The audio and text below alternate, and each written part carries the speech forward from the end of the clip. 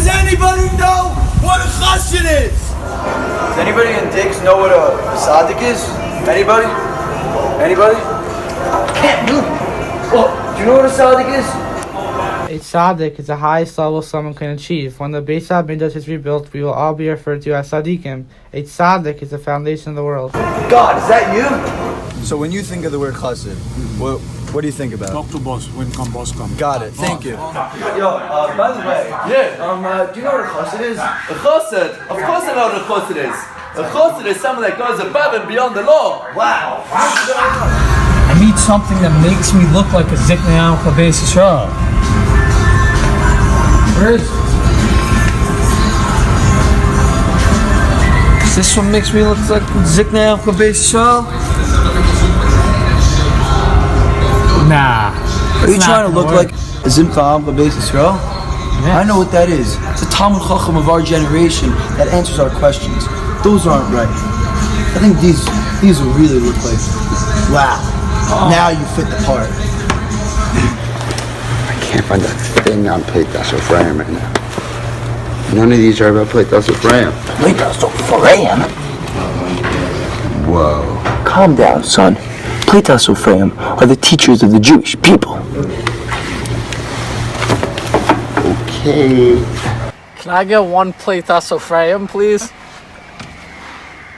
Can you say that again?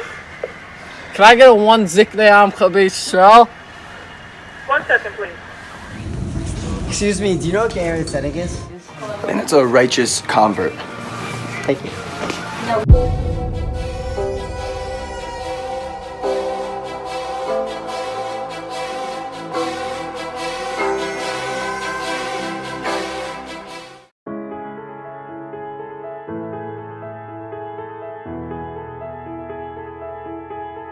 The students in Yeshivas Toras Chaim in Moscow thought it was strange that a middle-aged man had decided to make the yeshiva his home.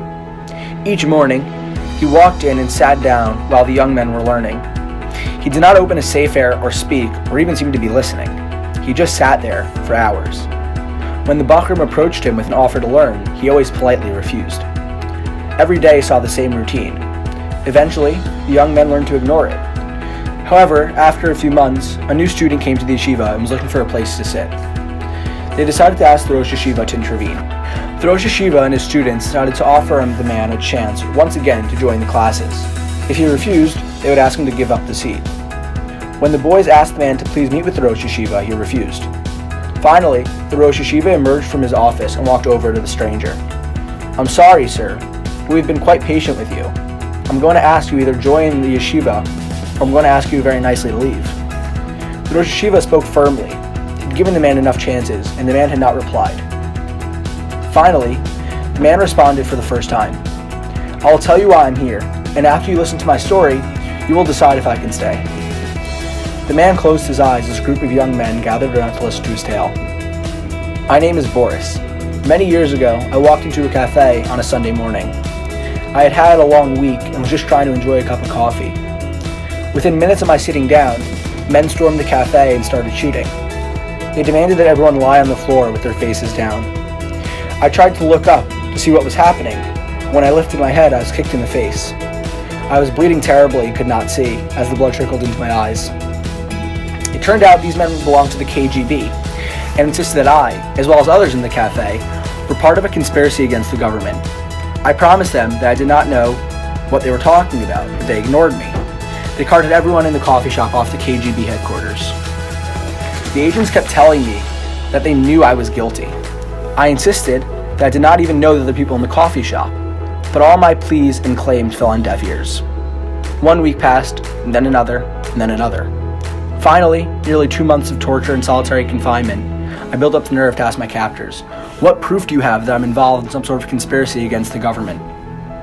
Eventually, one of the interrogators shared with me the proof they had.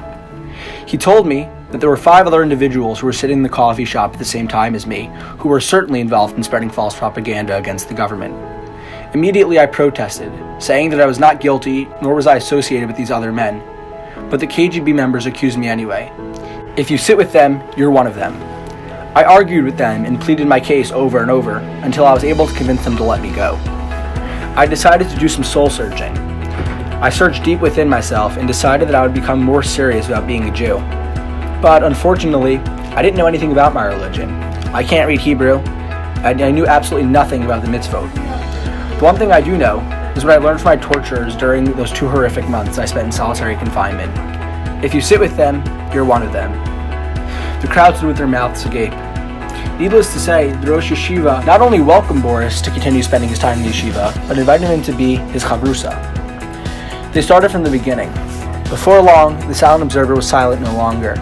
His thirst for Torah was insatiable. They moved from Aleph Beis to Chumash and then to Gemara in no time at all. Before long, Boris became Baruch, and he was now a staple in the Beit Midrash. His transformation was remarkable. In truth, as ironic as it seems, he has the KGB to thank for his transformation, since they were the ones who taught him that lesson that changed his life. If you sit with them, you're one of them.